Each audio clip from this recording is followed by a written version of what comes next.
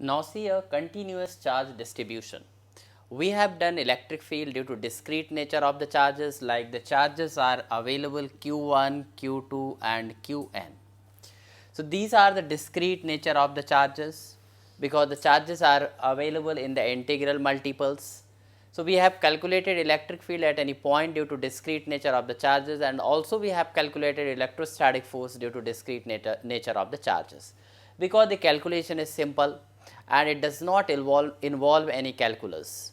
But suppose the charges are distributed.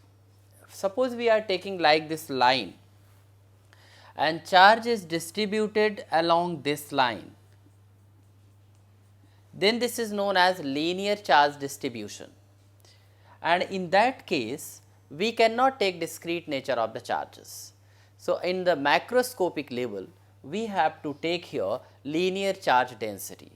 Suppose this one has got the linear charge density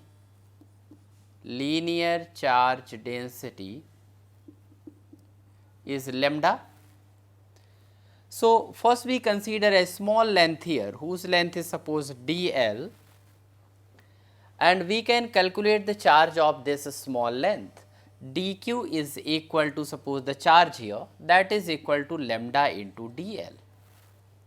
So if the charge is distributed on the line here, or you can say here there is a line distribution of charge, then we can write dq is equal to lambda into dl, and by integrating we can get the whole charge, and then we can calculate electric field intensity or electrostatic force. So here we have to use calculus here. Now suppose the charges are distributed on the surface of the body, then we can take surface charge distribution.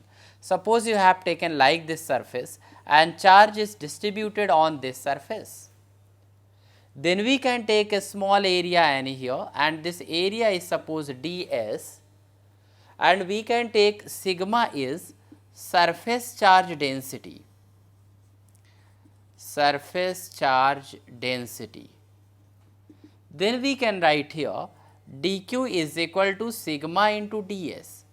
So the charge on this small area is here, dq is equal to sigma into ds.